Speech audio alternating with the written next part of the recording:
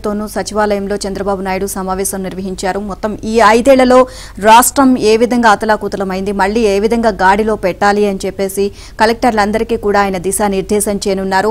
మీరు చేసే పనులే మీరు దీన్ని ఏపీని అభివృద్ధి పదంలో దూసుకు వెళ్తుంది. సో ప్రజలతో మమేకం అవ్వాలి, మీరు ఏ విధమైన ప్రజలతో మమేకం అవుతూ ఏ విధంగా వ్యవహరించాలి, ఇవన్నీ కూడా చంద్రబాబు నాయుడు కలెక్టర్లందరికీ కూడా సూచించారు. అండ్ ఎక్కడా కూడా సుత్తి లేకుండా ఆయన చెప్పాల్సింది సూటిగా చెప్పేశారు. చూస్తే గత 5 ఏళ్లలో విధ్వంసం సృష్టించారు.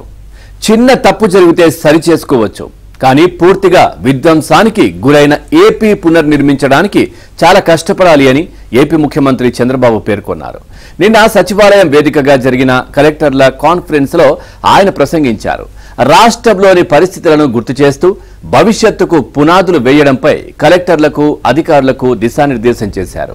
పబ్లిక్ పాలసీ ద్వారా ప్రజల జీవితాలు మారిపోతాయన్నారు. గ్రామాల్లో రోడ్లు, కరెంటు లేని రోజుల నుంచి డ్రైవర్ లేకుండా నడిచే కార్లు, సొంతంగా విద్యుతుత్పత్తి చేసే రోజులు వచ్చాయని చెప్పారు.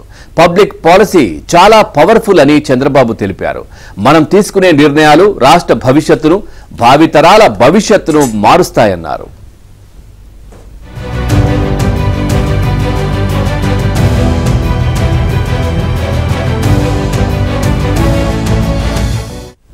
పబ్లిక్ పాలసీలకు ఆసక్తి ఉంటుంది అన్న చంద్రబాబు 1991 ఆర్థిక సంస్కరణలు ఇందుకు ప్రధాన ఉదాహరణ అని తెలియజేశారు.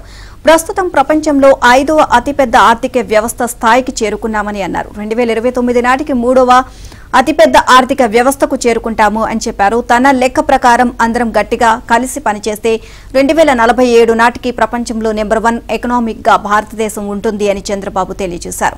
లేదంటే కనీసం 3 లేదా 2వ స్థానంలో ఉంటాము అన్నారు. ఆ రోజు మనం అప్పట్లో రూపొందించిన పబ్లిక్ పాలసీ 25 ఏళ్ల తర్వాత ఊహించని ఫలితాలు సృష్టిస్తుంది అన్నారు. ఇప్పుడు కలెక్టర్లుగా మీరు చేయబోయే పని భవిష్యత్తును సృష్టిస్తుంది, అందుకే గతాన్ని గుర్తు చేస్తున్నాను అని కలెక్టర్లకు చెప్పారు.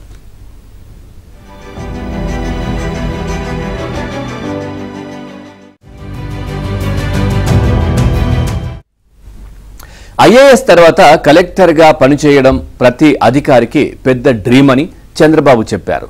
దాదాపు 35 సంవత్సరాల ఐఏఎస్ సర్వీసులో ఒక 3 ఏళ్లు కలెక్టర్ గా పనిచేయాలని అనుకుంటారని, నేనైతే 5 ఏళ్లు కొనసాగించేవాన్నని తెలిపారు.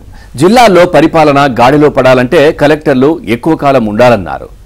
ఇప్పుడు కూడా అదే కొనసాగిస్తామన్నారు. పని చేయకపోతే కలెక్టర్ పోస్ట్ గ్యారంటీ లేదన్న చంద్రబాబు, తనను తప్పుగా అనుకోవద్దన్న చంద్రబాబు ఇక పనితీరు, వచ్చే ఫలితాలను బట్టి తాను ప్రోత్సహిస్తారని తెలిపారు. కలెక్టర్లుగా మీరు చేసే పని మీ జీవితంలో మీకు ఎప్పుడూ గుర్తుండిపోవాలన్నారు.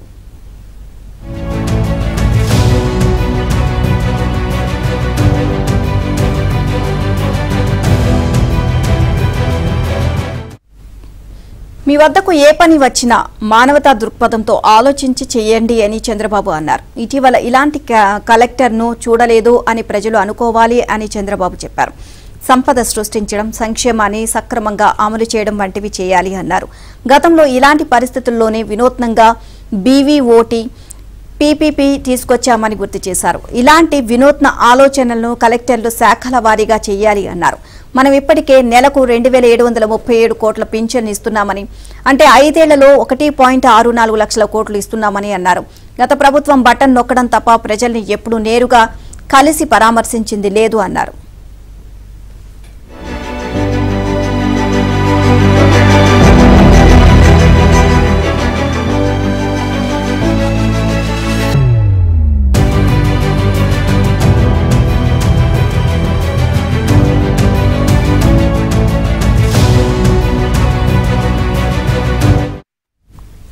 గంటల తరబడి మీటింగులు ఉండవని ముందే చెప్పానన్నారు చంద్రబాబు. రూల్స్ మాత్రమే కాకుండా మానవతా దృక్పథంతో కూడా అధికారులు ఆలోచించాలన్నారు. కేవలం రూల్స్ చట్రంలో ఆలోచనలు చేస్తే ప్రజల సమస్యలు పరిష్కారం కావని వెల్లడించారు. అధికారం ఉంది కదా అని పెత్తనం చెలాయిస్తానంటే కుదరదన్నారు. కింది స్థాయి అధికారులతో సామరస్యంగా పని చేయించుకోవడం చంద్రబాబు, ఇక అలాగే పని చేయించడంలో రాజీ పడొద్దన్నారు. కలెక్టర్లు వర్చువల్ గవర్నెన్స్ అలవాటు చేసుకోవాలని సూచించారు. వాట్సాప్ గ్రూప్స్ తయారు చేసుకోవాలని, ప్రభుత్వం ఒక యాప్ను తీసుకురావాలని చూస్తోందన్నారు. దాని ద్వారానే కలెక్టర్లకు, పోలీసులకు, ఎంఆర్ఓలకు ఆదేశాలు ఇవ్వాలని భావిస్తున్నామన్నారు. ఇప్పటికే టాటా గ్రూప్ ఈ యాప్ను అందుబాటులోకి తీసుకువచ్చిందన్నారు. మంత్రులమంతా వాట్సాప్ గ్రూప్ క్రియేట్ చేసుకున్నామన్నారు. ఇక సీఎంఓకు గ్రూప్ ఉందని తెలిపారు. దీనివల్ల రియల్ టైం గవర్నెన్స్ కు వెసులుబాటు ఉంటుందన్నారు.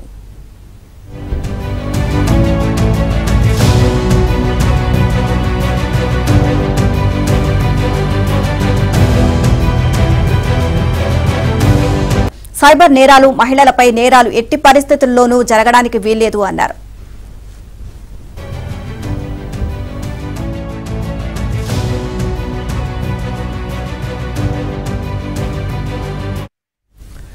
తనకు అన్యాయం జరిగిందన్న ప్రతి ఒక్కరి వినతిని చూసి అందులో న్యాయం ఉంటే చేయాల్సిన బాధ్యత మనందరిపై ఉందన్నారు. నేరాలు జరిగినప్పుడు నేరస్తులను గుర్తించేందుకు కెమెరాలు, డ్రోన్లతో పాటు కృత్రిమ మేధని వాడుకోవాలన్నారు. 5 ఏళ్ల క్రితం కొనుగోలు చేసిన 15,000 కెమెరాలు, సాఫ్ట్వేర్, ఇతర హార్డ్వేర్ వినియోగించకుండా గత ప్రభుత్వం పక్కన పెట్టడం బాధాకరమన్న చంద్రబాబు, ఎవరు తప్పు చేసినా గుర్తించే వ్యవస్థ తీసుకొస్తే దానిని ఉపయోగించకపోవడం క్షమించరానిదన్నారు.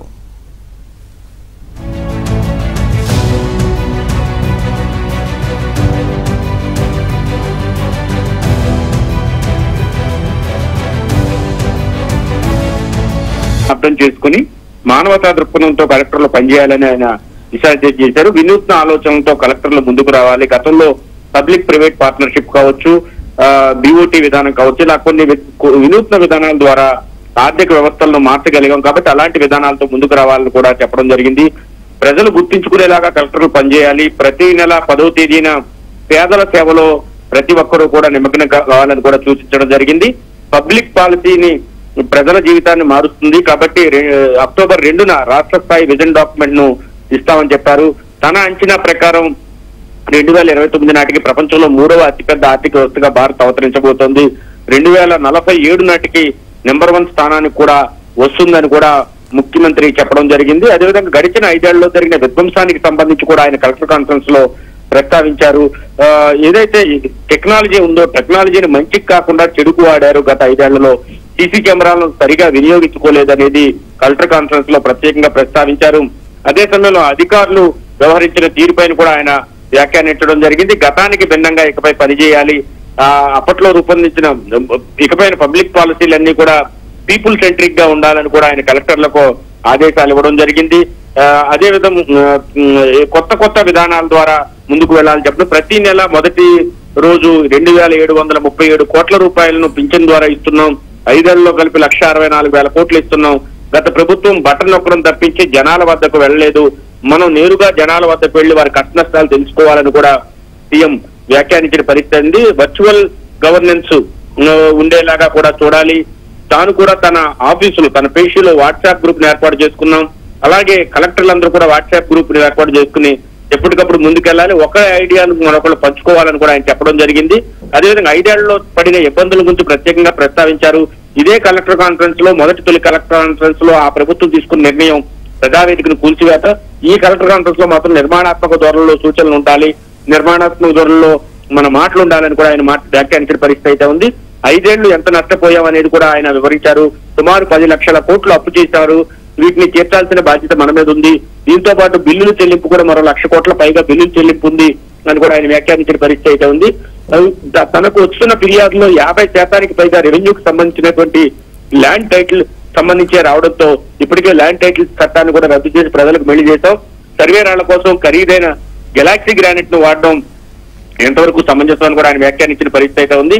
అదేవిధంగా ఫేక్ ప్రచారాలను కూడా ఇటు పరిస్థితుల్లో ఉపేక్షించవద్దు, కలెక్టర్లు వెంటనే వాటిని తిప్పికొట్టాలని కూడా చెప్పడం జరిగింది. పేపర్లు, టీవీలను పెట్టుకుని కావాలని ప్రభుత్వంపై ఫేక్ ప్రచారాలు చేస్తే గనక ఊరుకోవద్దు, దానికి కౌంటర్ వెంటనే ఇవ్వాలని కూడా చెప్పడం జరిగింది. మొత్తం మీద ఓవరాల్ గా తీసుకుంటే కనుక సాగుకు అంటే రైతుకు అండగా ఉండాలి. ఎవరైతే ధాన్యం కొనుగోలు చేస్తామో ప్రభుత్వం 48 గంటల్లో సొమ్ము చేరే విధంగా ఎక్కువ వ్యవస్థలను ఏర్పాటు చేయాలని చెప్పడం జరిగింది. గోనె సంచులు దొరకలేదు, ధాన్యం పట్టుబడికనే పరిస్థితి ఎక్కడా ఉండకూడదని కూడా కలెక్టర్ కాన్ఫరెన్స్ లో చెప్పడం జరిగింది. దీంతో పాటు ఈ ఏదైతే పురుగు మందుల పిచికారీకి డ్రోన్లను ఉపయోగించాల్సిన అవసరం ఉందని కూడా ఆయన వ్యాఖ్యానించారు. ప్రతి నెల 10వ తేదీన పేదల సేవలో ప్రతి ఒక్కరూ నిమగ్నం అవ్వాలన్నారు. ఇకపైన గతంలో ఏదైతే పాత సిబిఐని 1995 తర్వాత ఉన్న సిబిఐని మీరు చూస్తారని చెప్పారో అదేవిధంగా ఇకపై ఆకస్మిక తనిఖీలు కూడా ఉంటాయని కూడా ఆయన స్పష్టం చేసిన పరిస్థితి అయితే ఉంది. పోలవరానికి సంబంధించి ఏ మేరకు విధ్వంసం చేసిందో గత ప్రభుత్వం అనేది కూడా ఈ సమావేశంలో వివరించడంతో పాటు కలెక్టర్లకు ఎస్పీలకు దిశానిర్దేశం చేశారు. సీసీ కెమెరాలను ట్రాఫిక్ సిగ్నల్ దాటిన వారిని గుర్తించడానికి ఉపయోగిస్తామని చెప్పడం పట్ల కూడా ఆయన కొంత అసహనం వ్యక్తం చేశారు. సీసీ కెమెరాలను ఎవరైనా రాష్ట్రంలో ఏమైనా నేరం జరిగినప్పుడు వెంటనే వారిని గుర్తించడానికి కూడా ఉపయోగించాలి, దానికి సంబంధించి అన్ని ఏర్పాట్లు కూడా చేయాలని కూడా ఆదేశించారు. ఇక అవసరమైతే మరిన్ని సీసీ కెమెరాలు కూడా రాష్ట్ర వ్యాప్తంగా ఏర్పాటు చేయాలని కలెక్టర్ కాన్ఫరెన్స్ లో ఆయన దిశానిర్దేశం చేసిన పరిస్థితి అయితే ఉంది. Right, thank you Satya, thanks for the updates.